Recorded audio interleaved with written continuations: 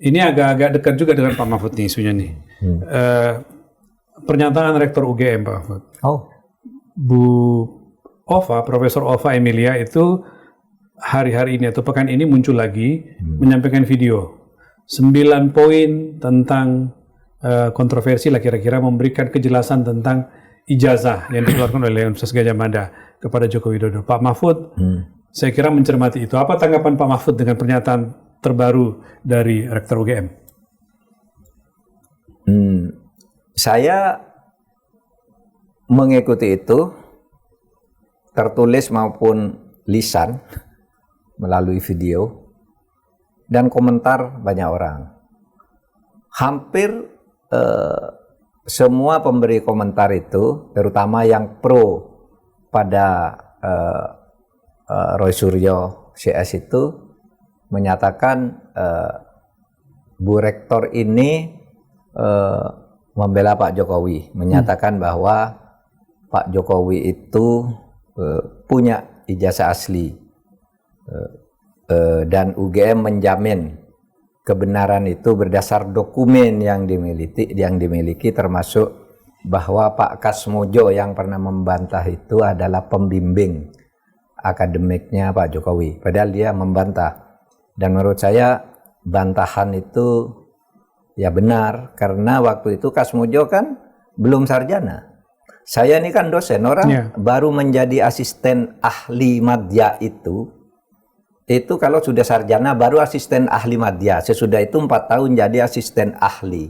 Sesudah itu jadi lektor muda. Sudah itu jadi lektor madya, baru bisa ikut menjadi pembimbing, mendampingi orang gitu. Baik pembimbing akademik maupun pembimbing skripsi. Iya.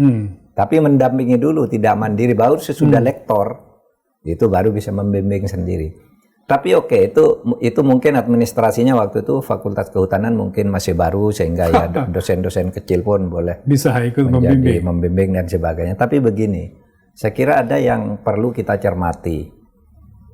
Pernyataan butir 7 dari Bu Ova itu, menurut saya itu satu pernyataan yang tepat. Apa Pak? Untuk melemparkan itu, ya sudah selesaikan pengadilan aja. Kami sudah mengakui nih, mengeluarkan. Gitu. Lalu pengadilan, silakan pengadilan. Persisnya pernyataan itu isinya apa Pak? Gini bunyinya ya. Jokowi telah menerima ijazah asli sesuai dengan ketentuan. Oke? Jokowi telah menerima ijazah asli sesuai dengan ketentuan. Sejak itu, segala hal yang terkait dengan ijazah tersebut, termasuk keputusan untuk menunjukkan kepada publik atau tidak, merupakan tanggung jawab yang bersangkutan, merupakan tanggung jawab Jokowi. Menurut saya ini tepat sekali, karena dia mengatakan kami ini UGM sudah mengeluarkan ijazah untuk Jokowi.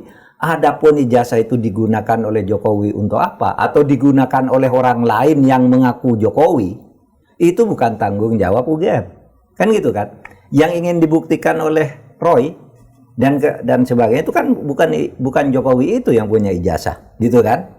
Kami udah mengeluarkan, aslinya udah diserahkan.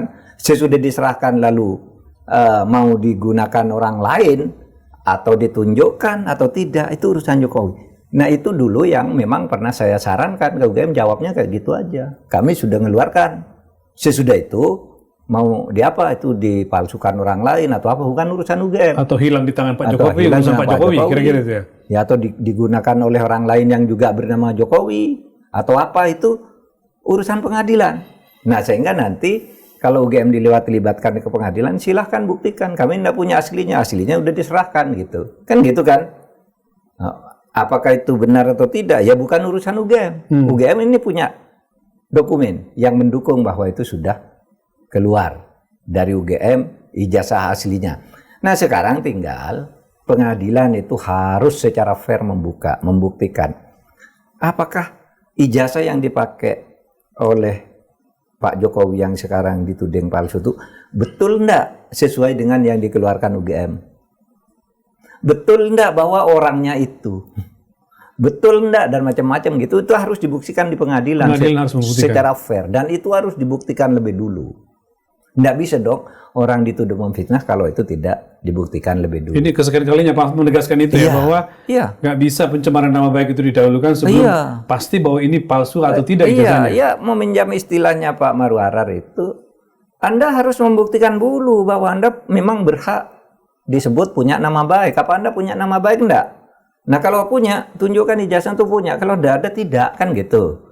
Nah itu harus dibuktikan dulu oleh pengadilan. Sehingga sebenarnya butil ketujuh ini menjadi pertaruhan besar bagi keberanian hakim untuk membuktikan. Apakah cukup dengan pernyataan UGM bahwa ijazah itu sudah sah? Enggak bisa kan? Harus dilihat aslinya. Mana dulu yang dikeluarkan UGM seperti pada butir nomor 7 itu. Jadi pesan kepada hakim bahwa menurut saya betul. itu pesan kepada itu ya, hakim pesan kuatnya. Dan UGM sudah keluar aja dari urusan itu. Saya sudah mengeluarkan soal itu dipalsu, digunakan orang lain, bukan urusan saya. Buktikan aja di pengadilan. Mungkin Roy Suryo salah, buktikan. Mungkin benar, buktikan juga. Kan gitu, saling membuktikan kan. Memang ada di dalam hukum kita, siapa yang mendalilkan dia harus membuktikan. Kalau saya nyatakan, Pak Rizal, ijazah Anda palsu, saya harus membuktikan.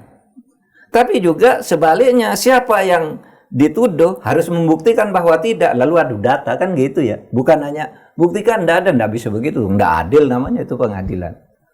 Yang lain juga siapa yang mendalilkan harus membuktikan, siapa yang dituduh kalau satu dengan sebuah dalil yang disampaikan, maka harus membuktikan sebaliknya, kan gitu. Kalau Anda bisa membuktikan sebaliknya, ini aslinya kok Anda nuduh sembarang, berarti Anda aman, kan gitu. Nah ini hukum. Tidak ada urusan dengan pemihakan kepada siapa. Ini hukum. Ya jadi gitu terjawab Pak. Saya jadi bertanya-tanya, apa sih kenapa Bu Ova tiba-tiba ngomong lagi, kan nggak ada lagi ribut-ribut soal itu. Ternyata itu sebenarnya poin ngirim pesan kepada hakim, buktikan betul buktikan ya. Saya sudah mengeluarkan. Saya sudah mengeluarkan loh ya. Bukan urusan saya. Apakah itu benar atau tidak bukan urusan saya. Apakah oleh KPU itu dipalsu atau tidak bukan urusan saya, kan gitu UGM. Iya kan? Pastikan bahwa saya sudah mengeluarkan, kan gitu. Menurut saya bagus. Di tengah keributan orang menuding rektor UGM kembali bodoh, memihak dan enggak, itu poin 7-nya jelas itu. Nantang pengadilan itu. Nantang pengadilan untuk membuktikan sendiri. Enggak usah bawa-bawa UGM karena kami udah mengeluarkan ijazah, ya sudah selesai. Kan gitu. Jadi rupanya dari 9 poin itu fokusnya di poin 7 nih kalau menurut saya Pak Mahfud ya. Pesan intinya itu di situ. Dan itu dulu saran saya yang saya sampaikan ke sana ke teman-teman. Jawab aja, udah keluarkan lalu sudah enggak tahu menahu, saya sudah diserahkan. Siapa yang palsu, siapa yang menggunakan, siapa yang ganti fotonya, kalau bukan urusan UGM. Ya kan, masa UGM punya lulusan 100.000 mau menjelaskan itu satu persatu gitu. Saya juga mengeluarkan kalau salah ada kasus ini. Gitu aja. Oke, Pak. Karena ini gini Mas, seorang ijazah hilang itu mungkin orang lupa juga. Saya sendiri sekarang udah lupa loh ijazah saya di UGM itu. Saya simpan di mana ya sekarang, kan udah lama di UGM tahun. Tapi dosen pembimbing masih hafal Pak? Enggak, karena saya kan PNS. Aslinya dulu kan sudah diserahkan ke BAKN, dilegalisir. Dan sekarang di UGM itu kartu mahasiswa saya masih ada, registrasinya masih ada, tesis saya masih ada di perpustakaan. Saya tes ke anak saya kemarin, saya ingin punya tesis S2 saya dan S3 disertasi gitu. Sebentar dapat tuh dari perpustakaan ini, langsung dapat. Oh gitu Pak ya? Ada. Oh iya. Jadi gampang membuktikannya, ndak rumit kayak ini Suryo ini. Punya saya Anda, saya kasih surat kuasa nih ke UGM Mas Rizal. Lihat disertasi dan tesis S2 saya tahun sekian, lengkap di sana, teratur rapi gitu di UGM itu. Oh gitu ya. Jadi misalnya saya harus cari ijazah sekarang di mana, buka lagi lemari yang mana, ini kan banyak sudah puluhan tahun kan. Bisa saja ijazah itu hilang dan minta keterangan. Saya lanjut satu isu lagi nih Pak Mahfud soal